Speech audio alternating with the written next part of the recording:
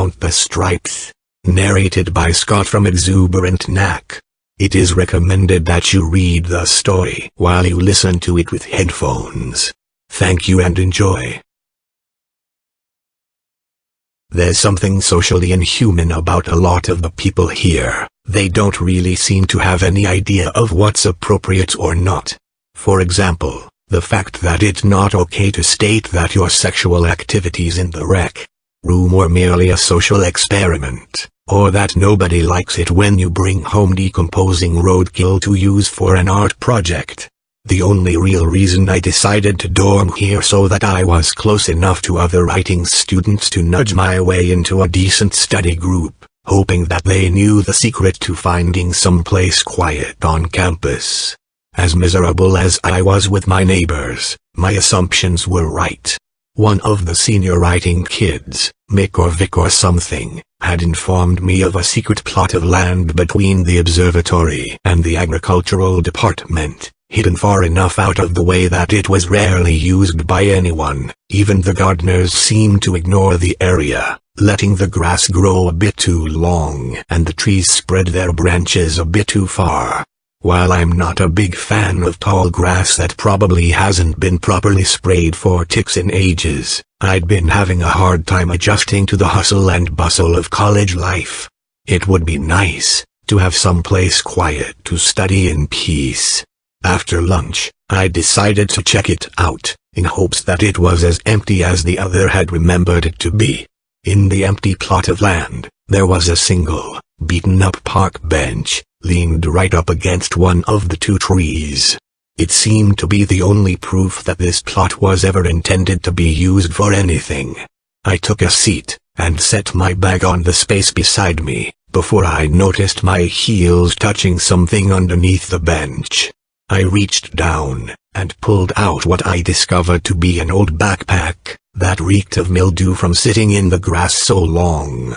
Curiosity got the better of me, being a writer and all, and it seemed far too old to belong to anybody. Surely nobody would mind if I snooped a bit before taking it to Lost and Found.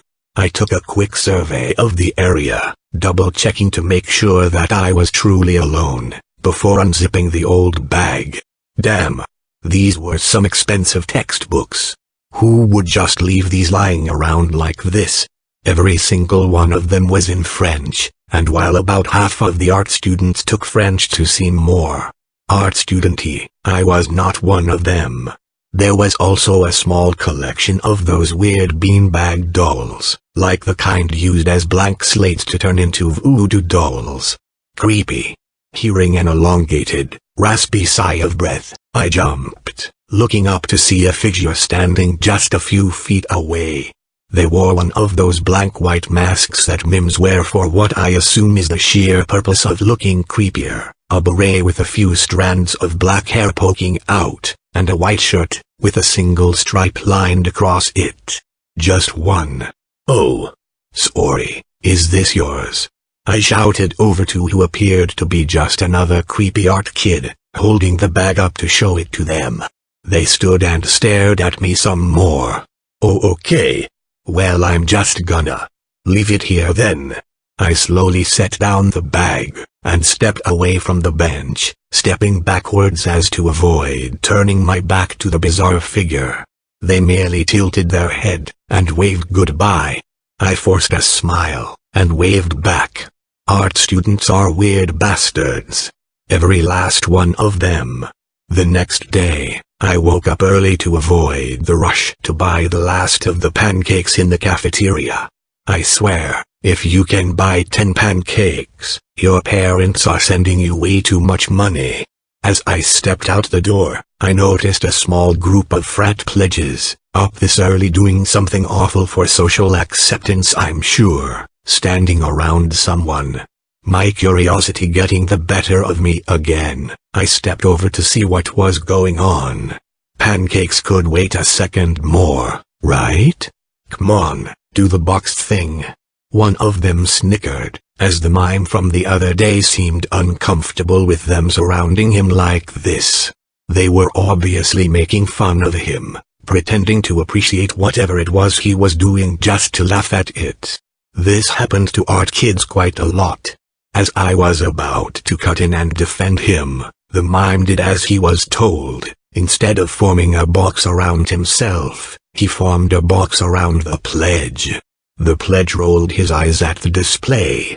"Oh shit, I'm trapped. If only I could just..." He stretched out his arm, only to get a very real, very solid thump against the side of the invisible box. The others continued laughing, as the one in the box panicked. "Gee guys. Guys help. I'm stuck. I can't breathe." He continued to bang against the sides of the box, gasping and wheezing, his fingers and lips going blue. The other two weren't laughing anymore. They banged on the outside of the box, trying to find a way to free him, until the one inside collapsed, banging his head against the wall of the invisible structure. Our attention all turned to the mime, who was already walking away. I hardly noticed that there was a second stripe on his shirt. I didn't get pancakes that morning. I spent most of the day attempting to figure out how to report an incident like that to the dean. By the end of the day, I had convinced myself that I was so groggy that morning, that I had imagined the whole thing. It was a shitty excuse to sleep in, but it helped me sleep that night. The mime was preforming there again the next morning, as I had dreaded. This time I didn't leave the dorm for breakfast, merely looking out my window at him. He knew I was watching. He gave me another little wave, just like when we had met. As someone walked out of the building, and began to walk past him, he stopped them with an invisible rope. Sure enough, they stopped in place, being yanked backwards by the mime's rope. I covered my mouth in shock, and watched helplessly as he pulled the rope, causing them to struggle and hang by an invisible noose. He wasn't doing it for revenge this time, he was doing it for me. He stared at me, waving to me with his free hand, as another stripe formed on his shirt. That day, I formed my new conclusion. It was the pot fumes from the dorm. If I moved out, I'd stop seeing things. So, I started packing, ready to move back home, when there was a knock at my door. Assuming it was someone needing something, as art students always need something, I opened the door.